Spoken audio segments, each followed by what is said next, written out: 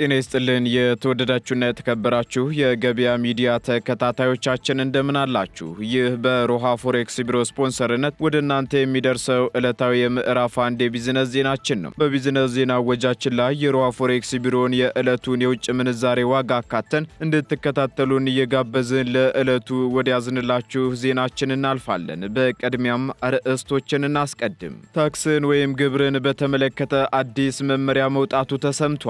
በዚህ መመሪያው በርካታ ጉዳዮችን በውስጡ ይዟልም ተብሏል። ሙሉ መረጃውን እናጋራችኋለን። በበርካታ የትምህርት ተቋማት ላይ እርምጃ እየተወሰደና ከትምህርት ስርዓቱ እንዲወጡ እየተደረገ መሆኑ ተነግሯል። የእርምጃው ምክንያት ምንድነው? በዝርዝር የምናደርሳችሁ ይሆናል። ኢትዮጵያ ከፍተኛ የሆነና በ100 ሚሊዮን ዶላር የሚቆጠር የገንዘብ ድጋፍ ልታገኝ መሆኑ ተሰምቷል። ይህንንም በዝርዝር የምናጋራችሁ ይሆናል።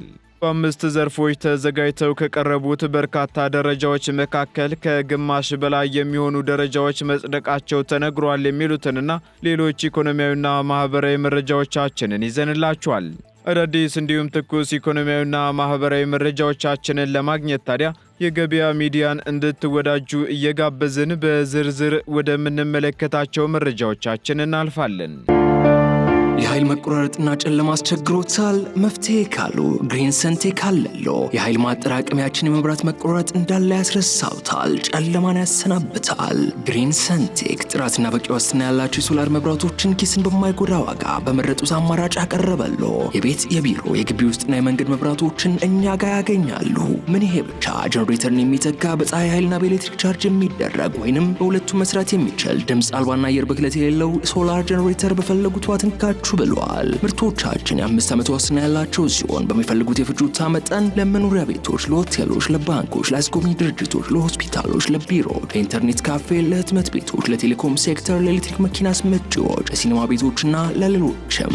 አድራሻ 22 ማዞሪያ ከጎላጎል ህንፃ ወደ ቦሌ በሚወስደው መንገድ 500 ሜትር ዝቅ ሲሉ ኳሊቲ ህንፃ አንደኛ ፎቅ ቢሮ ቁጥር 103 ላይ ያገኙናል። ስልክ 0989414219 0989414209 ወይንም 913844852 ላይ ይደውሉልን። ግሪን ሰንቴክ ለዘላቂ መፍትሄ እንሰራለን። ከጊዜ ወደ ጊዜ እየጨመረ የመጣው የትራፊክ አደጋ በትራፊክ ፖሊስና በሚመለከታቸው ባለድርሻ አካላት ቁጥጥር ብቻ መቆጣጠር አልተቻለም ተባለም። በዚህም በከፍተኛ ደረጃ እየተከሰተ ካለው የትራፊክ አደጋ ውስጥ 69 በመቶ ገደማ የሚሆነው በአሽከርካሪዎችና 14 በመቶ የሚሆነው ደግሞ በተሽከርካሪ የቴክኒክ ብቃት ምክንያት የሚከሰት መሆኑን የመንገድ ደህንነትና መድን ፈንድ አገልግሎት አስታውቋል። በሀገሪቱ ከዕለት ወደ ዕለት እየጨመረ የመጣው የትራፊክ አደጋ አሳሳቢ ደረጃ ላይ መድረሱን ደግሞ የተናገሩት በአገልግሎቱ የመንገድ ደህንነት ትምህርትና ግንባታ መሪ ስራ አስፈጻሚ አቶ ዮሐንስ ለማ ናቸው።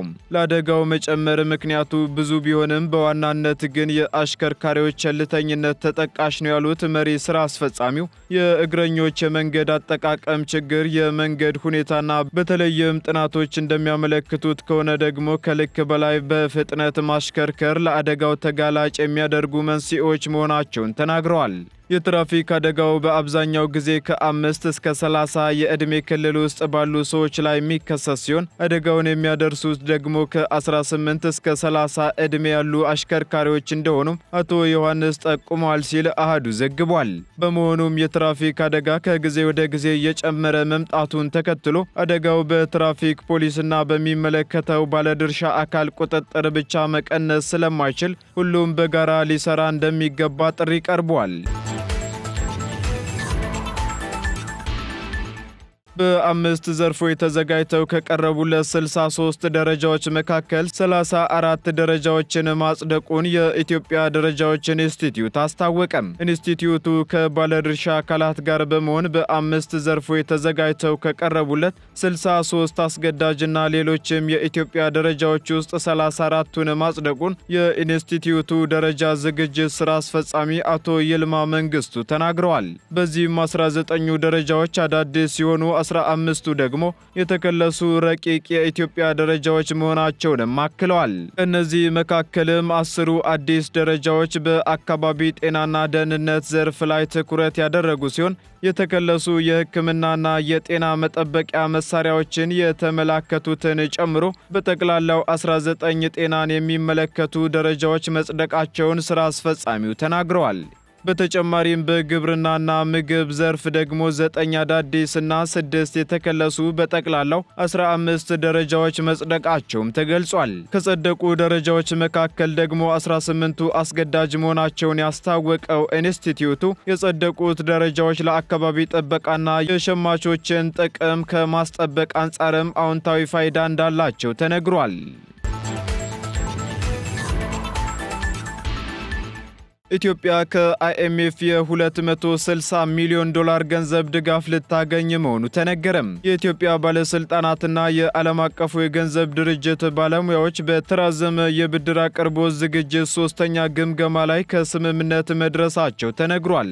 በዚህ ስምምነት መሰረትም የኢትዮጵያ መንግስት ከአይኤምኤፍ ከሚያገኘው 3.4 ቢሊዮን ዶላር ብድር ውስጥ በተቋሙ የሥራ አስፈጻሚ ቦርድ ሲጸድቅ ደግሞ የ260 ሚሊዮን ዶላር ብድር እንደሚያገኝም ተሰምቷል። በፈረንጆቹ ሐምሌ ወር 2024 የዓለም አቀፉ የገንዘብ ድርጅት አይኤምኤፍ የሥራ አመራር ቦርድ የ4 ዓመቱን የ3.4 ቢሊዮን ዶላር የተራዘመ የብድር አገልግሎት ዝግጅት ማጽደቁ ይታወሳል። በተጨማሪም በሚያዝያ መጀመሪያ በኢትዮጵያ በተካሄደው 3ኛው የአይኤምኤፍ ፕሮግራም ግምገማ ላይ የተቋሙ የባለሙያዎች ቡድን ከኢትዮጵያ ባለስልጣናት ጋር መወያየታቸውም አይዘነጋም። በወቅቱ ደግሞ የገንዘብ ሚኒስትሩ አቶ አህመድ ሺዴ ማሻሻያው የኢትዮጵያን ኢኮኖሚ በመክፈትና በማዘመን አዳዲስ የእድገት ዕድሎችን በመፍጠር የሀገሪቱን ሁለንተናዊ የኢኮኖሚ አቅም ለማስፋትና የሥራ ዕድል ለመፍጠር ትልቅ ሚና እንዳለው ተናግረው ነበር። ይህ በተራዘመ የብድር አቅርቦት ፕሮግራም የተነደፈው በኢትዮጵያ ያለውን ኢኮኖሚያዊ ማሻሻል ለማጠናከር፣ የማክሮ ኢኮኖሚ አለመጣጣምን ለማስተካከል እንዲሁም የውጭ ዕዳ ዘላቂነትን ለመመለስ መሆኑን ደግሞ አይኤምኤፍ አስታውቋል። 85 ከፍተኛ የትምህርት ተቋማት ላይ እርምጃ እየተወሰደና ከትምህርት ስርዓቱ እንዲወጡ እየተደረገ እንደሚገኝ የትምህርትና ስልጠና ባለስልጣን አስታወቀም። ባለስልጣኑ መስፈርት ማሟላት ባልቻሉ ከፍተኛ የትምህርት ተቋማት ላይ እየተወሰዱ ያሉ እርምጃዎች አሁንም ተጠናክረው ይቀጥላሉ ብሏል። በዚህም መስፈርት አሟልተው ባልተገኙ 85 ከፍተኛ የትምህርት ተቋማት ላይ እርምጃ እየተወሰደ ይገኛል ሲሉ የባለስልጣኑ ቁጥጥርና የትምህርት ማስረጃ ማረጋገጥ ምክትል ዋና ዳይሬክተር አቶ ቢኒያም ኢሮ ተናግረዋል። ምክትል ዋና ዳይሬክተሩ አክለውም ከ375 ከፍተኛ የትምህርት ተቋማት መካከል በተደረገው ክትትል በ85ቱ ላይ በተገኘ ጉድለት ከትምህርት ስርዓቱ እንዲወጡ እየተደረገ ይገኛልም ብለዋል። በዚህም መሰረት 47 ተቋማት የተቀመጠውን አሰራር ጥሰው በመገኘታቸው ምክንያት ከከፍተኛ ማስጠንቀቂያ እስከ ሙሉ በሙሉ ከዘርፉ እንዲወጡ የተደረጉ ሲሆን ከ2 እስከ 4 ዓመት ድረስም ፍቃድ እንዳያገኙ መደረጉን አብራርተዋል። የተሰጠውን ቅጣት የማያከብሩ ተቋማት ደግሞ በሕግ እንዲጠየቁ የማድረግ ሥራ መሰራቱንም አክለዋል። የትምህርት ተቋማቱ ከተሰጣቸው የተማሪ ቁጥር በላይ የሚያስተምሩ ኮሌጆች መኖራቸውን የሚያነሱት ዳይሬክተሩ ይህም በትምህርት ጥራት ላይ ከፍተኛ ጉድለት ማስከተሉን ገልጸው 40 ተማሪ እንዲያስተምሩ ተፈቅዶላቸው ነገር ግን 5000 ተማሪ ተቀብለው ከአቅማቸው በላይ የሆነ ተግባር የሚፈጽሙ መኖራቸውንም ተናግረዋል። አዲስ የታክስ ኦዲት መመሪያ መውጣቱ ተሰማም። የገንዘብ ሚኒስቴር አዲስ የታክስ ኦዲት አፈጻጸምንና የታክስ ስሌት ማስታወቂያ አወጣጥን የሚመራ አዲስ መመሪያ ቁጥር 1063/2017 ማውጣቱ ተነግሯል። መመሪያው ባሳለፍነው ሐሙስ ማለትም ግንቦት 21 ቀን 2017 ዓ.ም የወጣ ሲሆን የታክስ አስተዳደር ስርዓቱን ውጤታማ፣ ቀልጣፋና ግልጽ ለማድረግ ያለመ መሆኑም ተነግሯል። አዲሱ መመሪያ የታክስ ባለስልጣን ባለስልጣን ባለሙያዎችንና ታክስ ከፋዮችን ኃላፊነት የሚደነግግ ሲሆን በተለያዩ የታክስ ኦዲት አይነቶች ላይ እንደ የተመላሽ ኦዲት፣ የዴስክ ኦዲት፣ ጭብጥ ተኮር ኦዲት፣ አጠቃላይ ኦዲትና የማጭበርበር ምርመራን ጨምሮ ተፈጻሚ እንደሚሆንም ይደነግጋል። መመሪያው የፌዴራል መንግስትን የታክስ አዋጅ ድንጋጌዎች ተግባራዊ ለማድረግ የተሟላ ማዕቀፍ እንደሚሰጥም ተገልጿል። እንዲሁም የኦዲት ሂደቱ ወጥነት ያለው ግልጸኝነት የሰፈነበትና የታክስ ከፋዮች መብትም የሚጠበቅበት መሆኑን እንደሚያረጋግጥ ተመላክቷል። የታክስ ስሌት ማስታወቂያ የሚላከው ታክስ ባልተከፈለበት ተጨማሪ ታክስ እንዳለ ሲረጋገጥ ወይንም የታክስ ማጭበርበር ጥርጣሬ ሲኖር ነው የተባለ ሲሆን የመስክ ኦዲት ከመጀመሩ 10 የሥራ ቀናት በፊት ለታክስ ከፋዩ የጽሑፍ ማስጠንቀቂያ መስጠት እንዳለበትም በመመሪያው ተደንግጓል።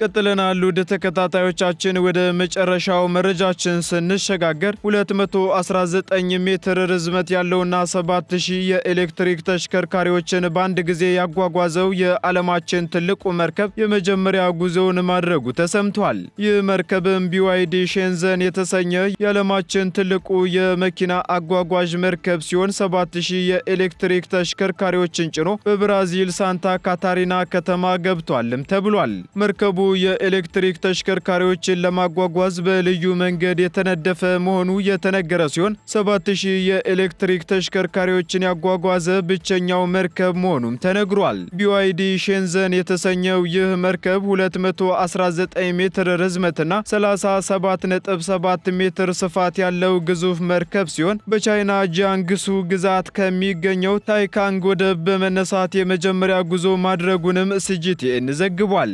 BYD ሼንዘን ግዙፉ ጀልባ ከፍተኛ መጠን ያላቸውን መኪኖች ከማጓጓዙ ባሻገርም የዓለም ሀገራት ጎዳናዎቻቸውን በኤሌክትሪክ መኪኖች ለማዘመን ለሚያደርጉት ጉዞ እንደ መሸጋገሪያ ምልክት ሆኖ ያገለግላል መባሉንም ዘገባው አክሏል። ውድ ተከታታዮቻችን ቀጥለናል። በመጨረሻም የሮሃ ፎሬክስ ቢሮን የዕለቱን የውጭ ምንዛሬ ተመን መረጃ እናጋራችኋለን። አንድ የአሜሪካ ዶላር 150 ብር እየተገዛ 153 ብር እየተሸጠ ይገኛል። አንድ ፓውንድ ስተርሊንግ 185 ብር እየተገዛ 188 ብር ከ70 ሳንቲም እየተሸጠ ይገኛል። አንድ ዩሮ እንዲሁ 166 ብር መግዣው ሲሆን መሸጫው ደግሞ 169 ብር ከ32 ሳንቲም ሆኗል። ስዊስ ፍራንክ ደግሞ 169 ብር እየተገዛ 162 ብር ከ88 ሳንቲም እየተሸጠ ይገኛል። የተባበሩት አረብ ኤምሬት ድራም 40 ብር እየተገዛ 40 ብር ከ80 ሳንቲም መሸጫው ሆኗል። የሳውዲ ሪያል እንዲሁ 39 ብር መግዣው ሲሆን መሸጫው ደግሞ 39 ብር ከ78 ሳንቲም ሆኗል። የቻይናው ዩዋን እንዲሁ 18 ብር እየተገዛ 18 ብር ከ36 ሳንቲም እየተሸጠ መሆኑን የዕለቱ የውጭ ምንዛሬ ተመን መረጃ ያመለክታል። የተወደዳችሁና የተከበራችሁ ተከታታዮቻችን ለምዕራፍ አንድ ያዝንላችሁ ኢኮኖሚያዊና ማህበራዊ መረጃዎቻችን እነዚህን ይመስሉ ነበር። አዳዲስ እንዲሁም ትኩስ ኢኮኖሚያዊና ማህበራዊ መረጃዎቻችንን ለማግኘት ታዲያ የገበያ ሚዲያን እንድትወዳጁ እንጋብዛለን። ሰናይ ጊዜን ተመኘን። የኃይል መቆራረጥና ጨለማ አስቸግሮታል? መፍትሄ ካሉ ግሪን ሰንቴክ አለሎ። የኃይል ማጠራቀሚያችን የመብራት መቆራረጥ እንዳለ ያስረሳውታል፣ ጨለማን ያሰናብታል። ግሪን ሰንቴክ ጥራትና በቂ ዋስትና ያላቸው የሶላር መብራቶችን ኪስን በማይጎዳ ዋጋ በመረጡት አማራጭ ያቀረበሎ። የቤት የቢሮ የግቢ ውስጥና የመንገድ መብራቶችን እኛ ጋር ያገኛሉ።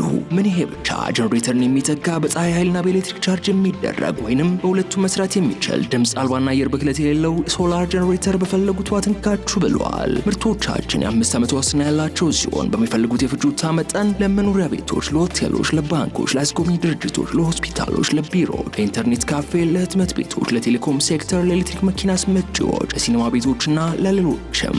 አድራሻ 22 ማዞሪያ ከጎላጎል ህንፃ ወደ ቦሌ በሚወስደው መንገድ 500 ሜትር ዝቅ ሲሉ ኳሊቲ ህንፃ አንደኛ ፎቅ ቢሮ ቁጥር 103 ላይ ያገኙናል። ስልክ 0989414219 0989414209 ወይንም 0913844852 ላይ ይደውሉልን። ግሪን ሰንቴክ ለዘላቂ መፍትሄ እንሰራለን።